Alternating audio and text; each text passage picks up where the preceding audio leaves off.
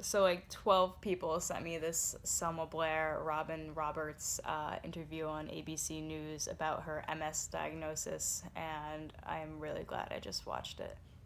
Um, I can't believe this, but it's going on 12 years that I've had MS, which is really crazy. You know, I'm gonna be 33, and at this point, I actually thought I'd be in a wheelchair.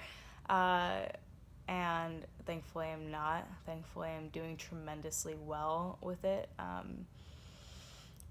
But watching this just kind of brought back all of those crazy emotions of first getting diagnosed. And at this point I've done a really good job of learning to harness my perception of it and not thinking about all the horrible things that could be one day. Every single day when I wake up, I just try to stay positive and say today's a good day, and get on with it. But yeah, watching this made me think about, how angry and frustrated I was when the doctors also ignored my symptoms, when I couldn't walk for 6 days at that point, and they said I slept on my leg wrong. And, it's just so ridiculous to think that. It's like, why would anybody make that up, right? She said some really, really great stuff, and, just about her fatigue and how, she would have to take a nap on her way home from dropping her son off at school because she was so tired. And I try to explain this type of fatigue to my fiance all the time, and you can't describe it. It is not like a regular tired. It is like, I describe it like the worst day of the flu, right? When you're just like, you just actually feel like you're knocking on death's door. That's what it feels like. But you still have to get up and get through your day, no matter what it is, taking care of your kids or going to work. And something else she said that really stuck with me was, the doctor saying, oh, you're just really stressed out, money stress, kid, family stress, whatever. And what I don't think people are realizing is that the type of stress that we are now experiencing is not just acute fight or flight stress of, oh, I had a bad week or a month at work.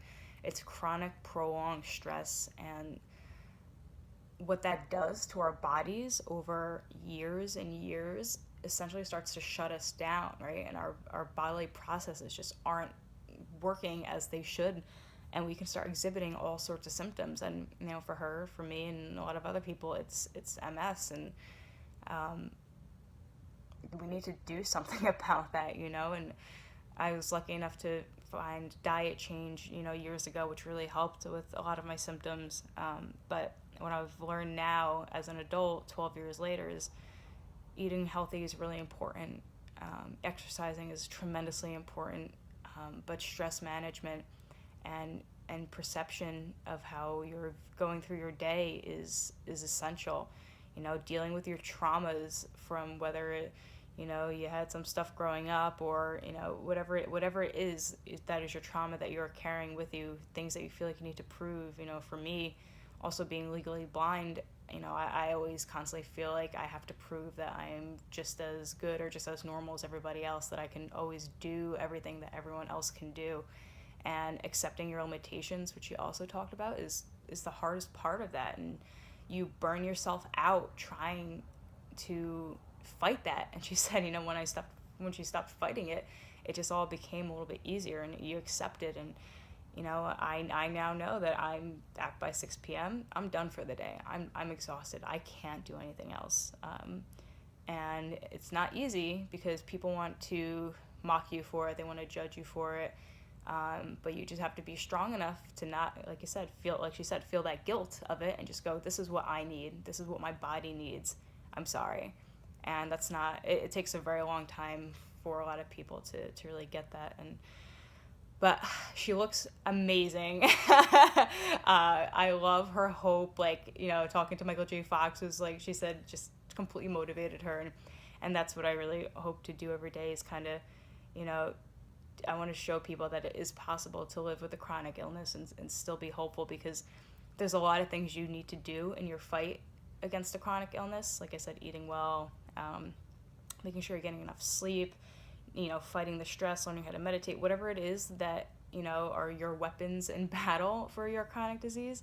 And using those and learning what those tools are if you don't have a motivator, if you don't have your why, in a sense, it's really hard to do that. And maybe hers is her son, maybe it's, who knows what it is that keeps her going. For me, it's, more of I never wanted to be a burden to anybody. I thought, oh my goodness, I'm, legally blind and I could be in a wheelchair one day. That is horrific and definitely not a life that I would want for myself. So how do I stop that or prevent that from happening? And for me, it was starting to build a business that would hopefully one day be able to provide for me if I couldn't do what I do. And so that's my goal. That's what I work towards every day. I don't want to live a life where, someone else has to fully take care of me, or, and if that's the case, I want to be able to, just be able to be in a position where that's not a hard thing to achieve, that I'm taken care of. And so that's my why, and I'm also very motivated by helping other people figure that out. And that there's always a brighter side to it. There's always a different perspective that's just a little brighter. And this was a really good video. I really enjoyed it, and I cannot wait to see the follow-up in a year. And to anyone who is also dealing with MS or another chronic illness, if you've just been diagnosed, or you're 5-10 years in, or you're 20 years in and you're not feeling well, the most important thing to remember is that you have more control than you think.